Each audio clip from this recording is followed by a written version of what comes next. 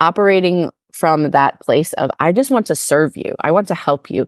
You told me that you are going through this new puppy journey. You told me that you want support along this pet ownership journey, and I can provide it in this particular way. And it's my job, it's my duty, it's my heart to provide it for you. And so that's where I'm coming from. If Yeah. you can operate from that perspective in your email messages, you will never sound salesy or sleazy or icky. Hi, I'm Tori Mystic, and you're listening to the Wear, Wag, Repeat podcast, the only show dedicated to supporting women in all areas of the pet industry.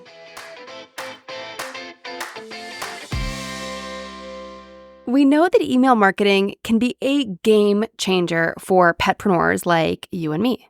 But when it comes to automated emails, many of us get stuck thinking that that only means your welcome email sequence.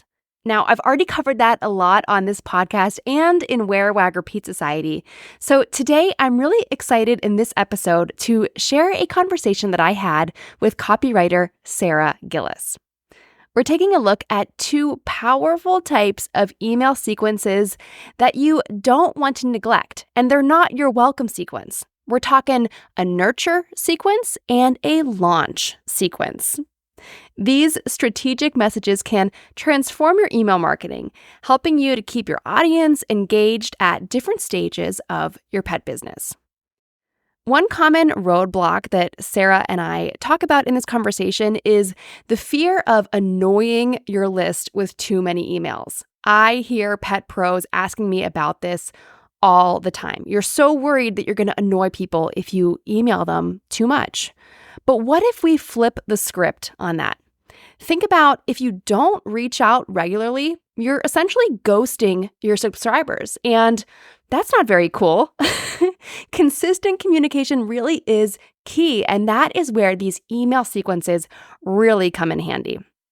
Now, if you get stuck when it comes to actually writing the emails for your business, Sarah also shares some really great hacks to beat writer's block and also give your messaging a personal touch to help your writing sound more like how you speak. Speaking of personal touches, Sarah also has a really fun brand voice quiz on her website that can help you identify your unique brand voice, and she also gives you a bunch of prompts for your email and social media content. It's a really awesome freebie. I took the quiz myself, and I discovered that my brand voice is charming and joyful. What's yours? Check out the show notes for a link to Sarah's website and her quiz, and check it out. I hope that you enjoyed this conversation. This is our third guest expert talking about email marketing for pet pros. So if you missed any of the previous conversations, go back a few episodes in my queue here and listen to conversations with Carrie Fitzgerald and Deanna Seymour. There's a lot of great resources here on the podcast, and I also have a ton of great resources in Wear, Wag, Repeat Society. That's my monthly membership for pet pros who want to grow their business online. All Q2, we have been focusing on email marketing in there as well. And I'm really excited because we are gearing up for an exciting Q3 where we're going to be focusing on blogging. This year, we're really focusing on things that are going to move the needle in your pet business. So there's a ton of other places where you can learn about the latest trending audios to create fun trending videos for Instagram and TikTok. But what I want to help you focus on are the things that are going to help your business stick around for the long haul. So we're talking money talk back in Q1. This quarter, we've been focused on email marketing. And next quarter, it's all about blogging to use the power of search engine optimization to bring new pet parents and pet lovers and pet pros to your website. So then you can turn them into your customers. So if you want to learn more about that, Wear, Wag, Repeat Society will be opening at the very end of this month. I believe it is June 28th to July 3rd is when the gates will be open. So if you want to get on the wait list now and make sure you don't miss that, it's wearwagrepeat.com/society. All right, without any further ado, here's my conversation with Sarah. As a copywriter at What Sarah Said, copy coach, and host of the Copywriter on Call podcast, Sarah Gillis helps female creative business owners, especially photographers, stand out through words. After teaching writing for nearly a decade, Sarah left education to help business owners show up authentically online by crafting website copy that's word magic for their ideal clients. Sarah shares practical advice to infuse creative businesses with storytelling and heart. She coaches her clients to do the work, to show up confidently in business and be fearless in pursuing passions and communicating value. Hi, Sarah. Hi, thanks so much for having me. Thank you for being here on the podcast. I'm really excited to talk to you about words because I am kind of a self professed word nerd. Love it. Love it. So I get excited about just creative ways to use our words. And especially in the pet industry, we love a good pet pun. Yes. Love We have it. a lot of opportunity to do that in all of our businesses. So we'll have just so much to talk about. But today we're really going to focus on email marketing. Obviously, we use words and everywhere in our business, our website, our emails, our social media, packaging, anything that you're doing involves some level of copy. But today, since we're still in my like Q2 email marketing theme, we're going to try and focus on email marketing. Love it. Love it. So, as an expert copywriter and someone who helps especially creative women business owners, what do you think is one of the hesitations that you see from people about getting into email marketing? That's a great question. I feel like the thing that I hear most often, whether it's photographers or artists or, just general business owners, is I don't want to bother anyone. I don't want to email too much. I don't want to show up in someone's inbox and have it be unwelcome. And what I try to help people understand is that when someone raises their hand and says, I want to hear from you and I need more from you, and I'm giving you access to this place that I keep kind of reserved for what I want to see, I'm inviting you into the inbox. That is a gift and it is an obligation at the same time. So if someone is inviting you in and you're not saying anything, you're probably bumming them out. But at the same time, if you're emailing all the time or, not necessarily respecting that relationship in terms of it being back and forth, I mean, there's a fine balance, right? With everything, there's a fine balance. But I just want to encourage everyone to think, okay, if someone is raising their hand and saying, I want more from you, then you have the obligation to show up that way. I love that positioning of that because I'm always trying to kind of think of analogies of I'm always like social media is like dating. You need to kind of Mm. flirt with people and ask them out kind of. But your example that you just shared, it reminded me a couple weeks ago, I was preparing for my vacation that I went on and I decided to do a little shopping. And I went to, there's some new boutiques that opened here in Pittsburgh that I hadn't been to. And I haven't done a lot of in-person shopping since the pandemic. So I thought it would be fun to go down and check them out. And I went into one of the stores and the girl working there did not, I don't even know if she said hello. She sat at the Mm. counter and was watching videos on her phone with the sound on, clearly not paying any attention. I went and tried some stuff on in the fitting room. I came out of the fitting room. I don't know that she said two words to me in the whole thing. And it was just me and my friend in the shop. Mm. So this, I think, is a great analogy for what you just said about email. If someone physically walks into your shop or physically joins your email list and you don't acknowledge them or say, how can I help you? Or here's what I have to offer. Or did you see this new thing that we have? Then you're really kind of bumming them out. Yeah, absolutely. That's a great analogy. I mean, we've all been there in the store where we're like, am I invading your space? I mean, I'm No, I coming was like, into I was purchase interrupting something. her like YouTube time. Yeah. It feels really, really icky sometimes to walk into a space that you're like, oh wait, did I interrupt something? But at the same time, it should be a welcoming experience whenever someone subscribes to your email list, whenever someone, again, raises their hand and says, I want more from you. It should be an experience that is give and take, that is reciprocated, right? Email has a reply feature for a reason. It should be something that's a give and take, mutually beneficial relationship. So, is there an email frequency that you would recommend? And I know every case is going to be different, but like in general? Yeah. So I think that there's not necessarily like a hard and fast rule, but it's whatever consistency can look like to you is what I encourage you to adopt. So for me, the idea of sending an email more than once a week at first felt really foreign and really not in alignment with who I am. And so I started just by picking out a day. I send my emails on Tuesdays. And so I picked out a day in the week and I stuck to it. And with the exception of, when I'm in launch mode or promoting something new, I email every Tuesday, period, end. But I don't run a product-based business. And so I feel like if I were in a product space instead of a service space, that might influence my decision a little bit more. I might want to appear more often in someone's inbox in order to remain top of mind. Mhm. And I think that it's an important thing to think about whatever consistency can look like for you and shooting for that. I'm not saying that if you say, I'm going to email Monday, Wednesday, Friday, and it's Wednesday and you are, sick, you wake up sick and you have, struggles or whatever it is. I'm not saying that you can't be flexible, but it is a good thing to teach your audience when to expect to hear from you and to remain as consistent as you can. If emailing weekly feels like too much for you right now, then maybe every other week could be a great way to show up in someone's inbox.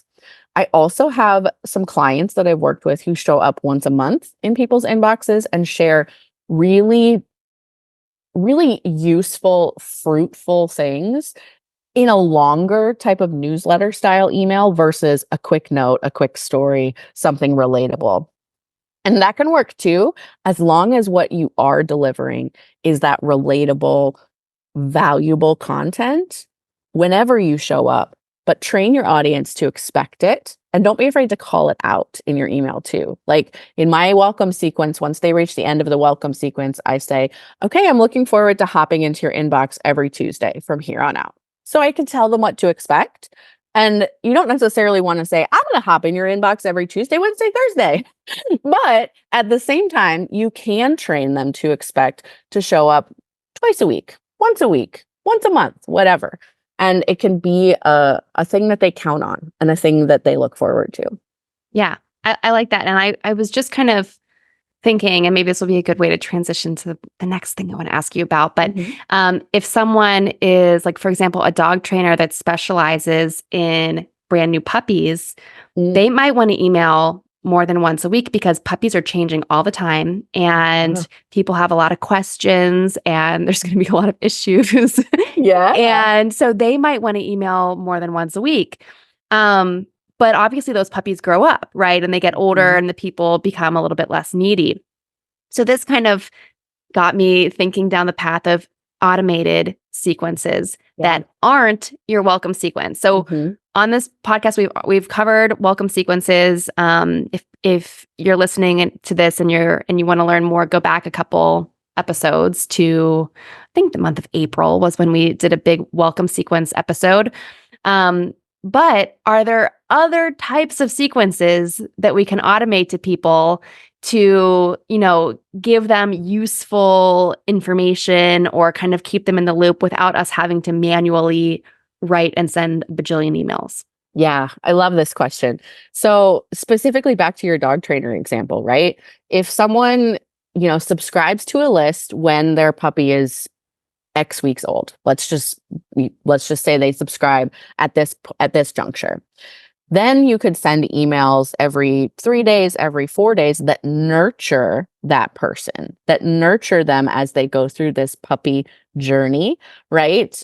Things to look for, things that might be happening now, things that might be going on next week. And you could kind of nurture them throughout that puppy stage.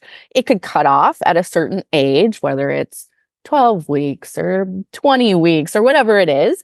But it could be a week focused nurture sequence, kind of like how women get those pregnancy emails every week. Baby is this size, and here's what you Yeah, can your baby's the expect. size of an avocado. Yeah, but puppy related, right? And so that's called a nurture sequence. You're nurturing someone through their journey, and that's something that you probably could schedule in advance.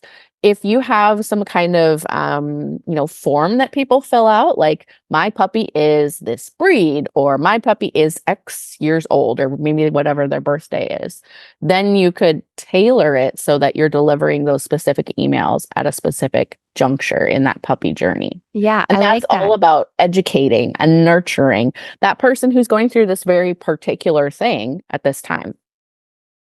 So I'm even thinking, I love a good like, and maybe this is over some people's heads, but like tagging your subscribers when they click on a link. Yeah. So you could even email your list. You could have people who've been on your list for years, Mhm. and you could ask them some questions and say like, "Hey, are you getting a new puppy this year?" Mhm. And tell me what month you're getting your puppy or something like that. And depending on when they click on this, you could send them this sequence of, let me help you through the first 2 months of having your puppy or something like Yeah.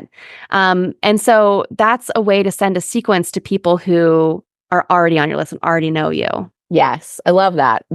I mean, most email marketing platforms have some sort of a preferences form where you can say, I want to hear about these topics. I'm maybe not interested about, this topic, right? So if you're in the puppy stage, you might not be interested in, tips for aging dogs, for instance. Mhm. And so you're able to kind of update those preferences as you go through the subscriber journey. It's not just like a one and done, like, oh, I got my puppy stuff, I'm done. It could be serving that client throughout their dog owning journey, right? And so I love the idea of periodically sending, and maybe it's once a year, maybe it's twice a year, but sending an email that says, hey, has anything changed in your household? Are you experiencing a new puppy? Have you moved and now you're trying to navigate that? Are you looking for, good activities to do with your dog to keep them busy during the winter? Like, what are these things that you can kind of serve them along the way, and how can you nurture them? And those are things you can create in advance and automate. Yeah, I like that. And I like that you keep using the word nurture. I just feel like that's such a like a pet person. I feel like we're always Mm, nurturing. We're nurturers. So yes. you want to nurture your email list too. Yes, of course. The other type of sequence that I always like to mention is a sales sequence or a launch sequence. So if you have a new product line coming out, doing some pre-launch hype, and then actually, living in the launch and emailing about the launch, and then doing kind of that post-launch wrap up can be really helpful. But for service-based business owners, this works really well too. If you are, promoting something that is season specific, right? Like we're about to go into summer, and so maybe you have a splash pad available or something fun for pets. And so you would have kind of a ramp up to, reserve time at the splash pad, or a promotion where if you book three splash pad sessions, you get one for free or something like that. And so there could be an email sequence of sorts. It's not just I'm sharing this on social media or I have this big, banner on my website. It could be you get first dibs because you're on the email list, or Hmm. it could be instead of one session free, you get two sessions free, or you get a punch card, or you get some sort of another promotion to incentivize them and make them feel special. Because again, they're the ones that raised their hand and said, I want more from you. And so rewarding them in that way can really feel good too. And I love that you're talking about this in terms of like a sequence instead of just saying, "Hey, it's summer. We've got a splash pad at our doggy daycare that you can use, or at our facility that you can use." But sending people several kind of things. Mhm. I hear from people all the time of, I launched this thing and no one bought it, and I'm like, well, how many times did you post about it or email Yep. about it? And they're like, oh, I sent out a post, and I'm Yep. like, okay, well. Yeah. I We need to mean, do more. people say all the time you have to see something so many times before you understand and before you're willing to like put down your wallet and say yes. But I think that it's even more true in today's super busy society. I mean, we are pretty picky with our email addresses to a point, but at the same time, getting that reminder a couple days after that initial, yay, it's live, open, booking is open, getting that reminder that says, hey, did you want to, do this for your dog this summer? Like, oh yeah, I was going to do that, but then my kid got sick, or then this and then this. And so showing up in someone's inbox a few times when you're promoting something just helps to promote that understanding. And I mean, think about yourself. How many times do you say, oh yeah, I got to do that today, and then something else hops up and you forget? Right? I've been supposed to email my son's middle school teacher for a couple days now, and it's still not done. So I know how it feels. And I like to think of myself in my client's shoes in that regard, right? I need the reminders. I want to know why I should take the time to do this right now, and have that built-in accountability that email can provide. So it's important to overcome this, I feel like I'm bothering people Yes. mindset into what I'm sending them is going to help them because I have awesome things to offer. And, if they can sign up or buy my thing or come to my event or whatever it is, it's going to make their life better. So I really owe it to them to remind them about it. And operating from that heart of service, I will die on this hill. Operating from a heart of service never sounds icky, never feels sleazy. Operating from that place of, I just want to serve you. I want to help you. You told me that you are going through this new puppy journey. You told me that you want support along this pet ownership journey, and I can provide it in this particular way. And it's my job, it's my duty, it's my heart to provide it for you.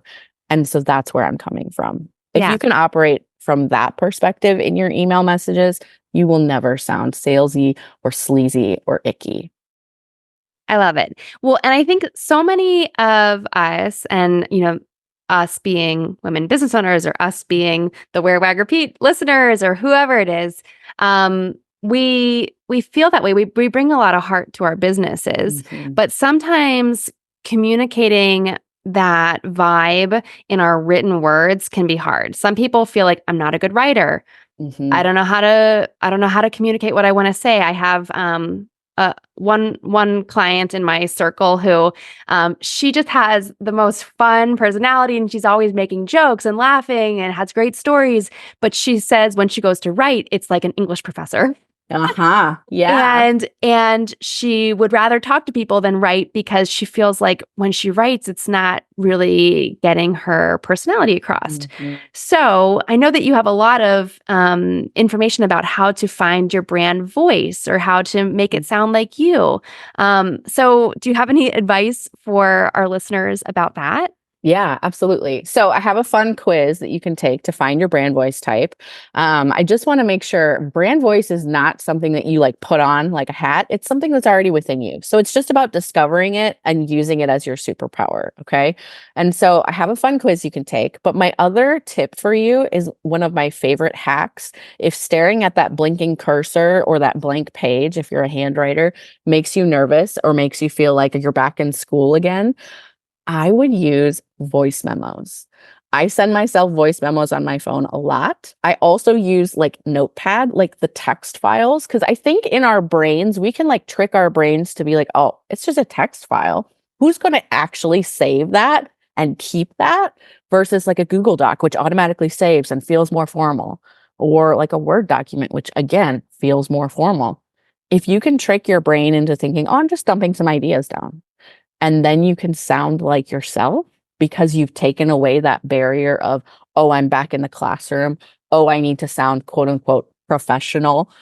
It's about kind of hacking your brain or hacking your voice to trick it to just be who you are. And so if it's the impermanence of Notepad on your computer, or the ability to kind of speak your truth audibly on a voice memo, that can be the way to get around talking and writing like you.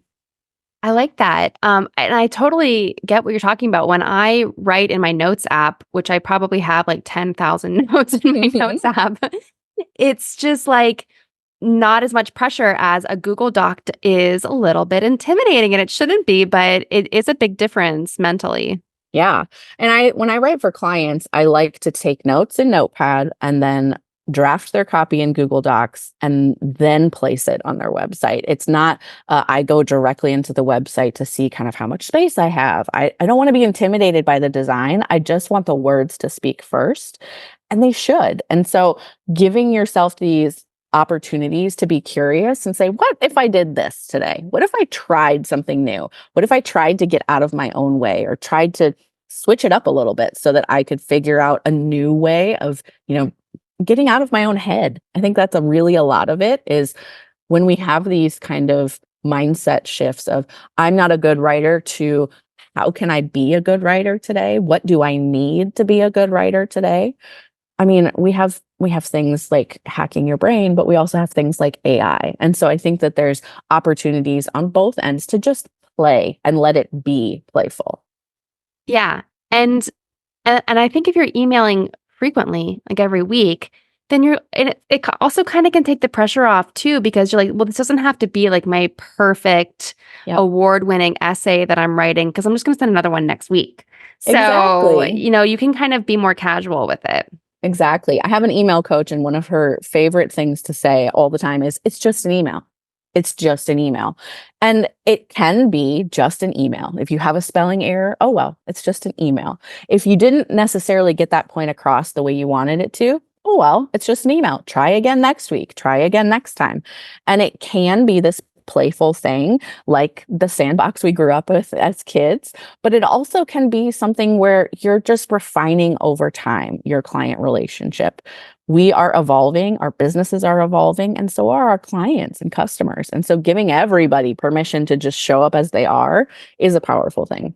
Yeah. I feel like the common thread of our conversation here is kind of like this give and take Hmm. of, your client and your email subscriber and you writing the emails and hitting that reply button Hmm. and you're growing and they're growing and it's just like this really complementary relationship the way that you put it. I really like that.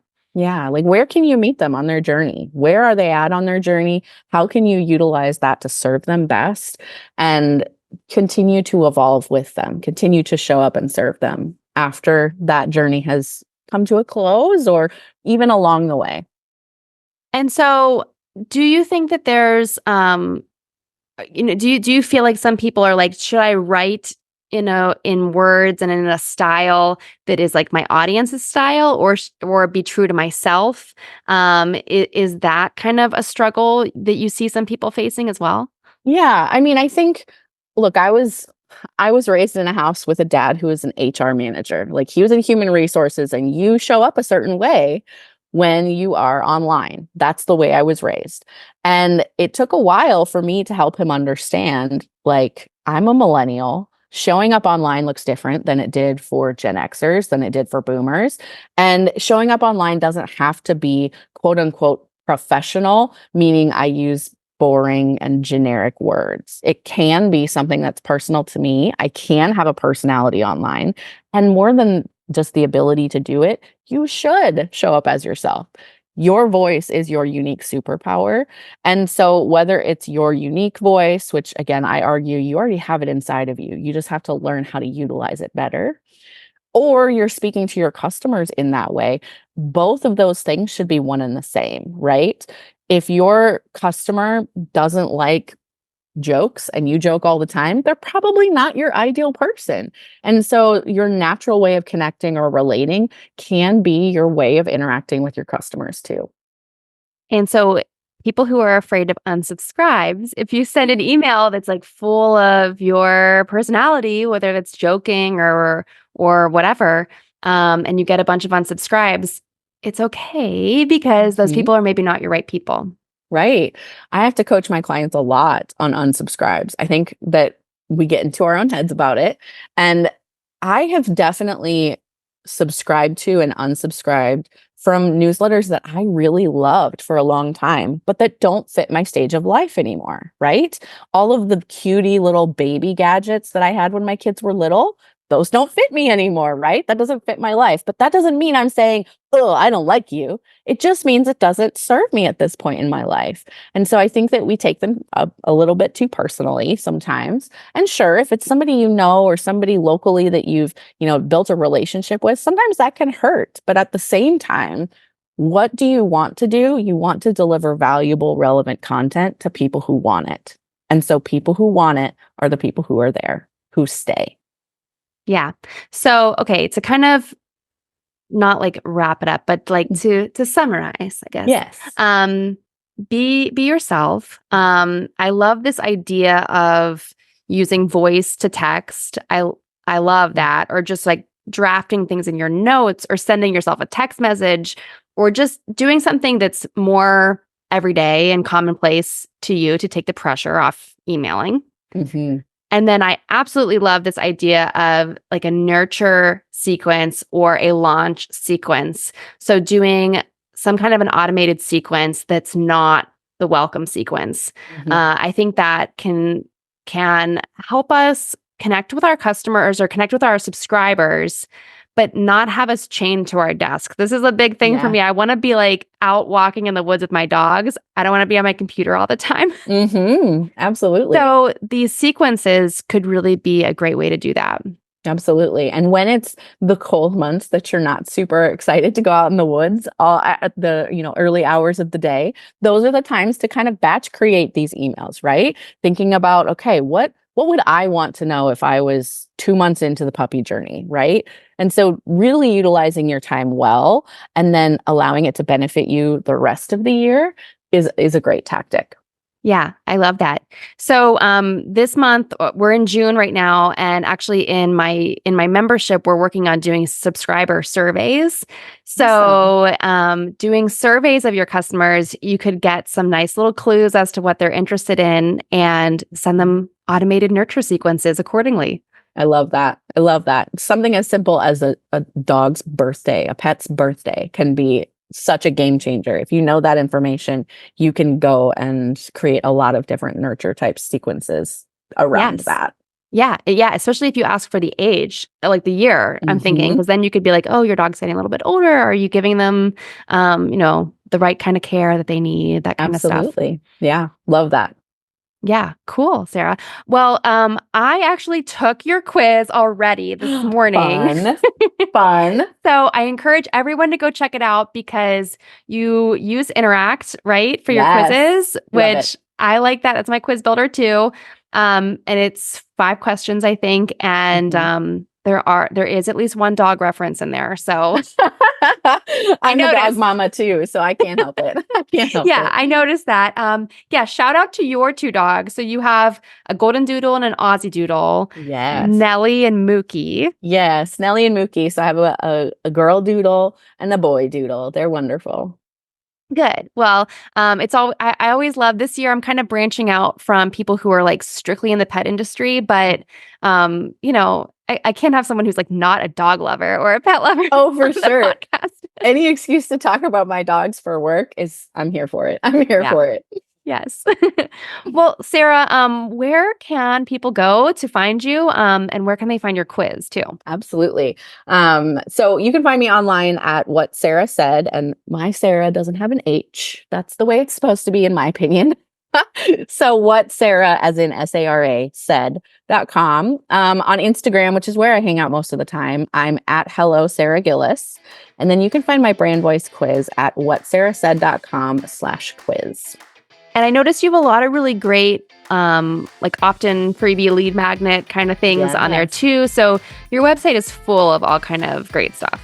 Thank you. Yeah, I just relaunched my digital shop as well, which gives you some templates you can use to create a welcome sequence or to create these types of nurture emails that you really want to serve your people. So dig around there and see if there's anything you can find. Ooh, good. It sounds very tempting. So we'll go check that out. And thanks again for sharing your time and your expertise with us. Of course. Thanks for having me. Some of the best conversations happen after the episode. Send me a note on Instagram at WearWagRepeat or find even more women petpreneurs to connect with in our private Facebook group called Wear, Wag, Repeat Labs. If you want to dig into more episodes, resources to grow your business, or find a link to something we discussed, it is all right there for you at wearwagrepeat.com. I'll see you back here next Wednesday for a fresh conversation.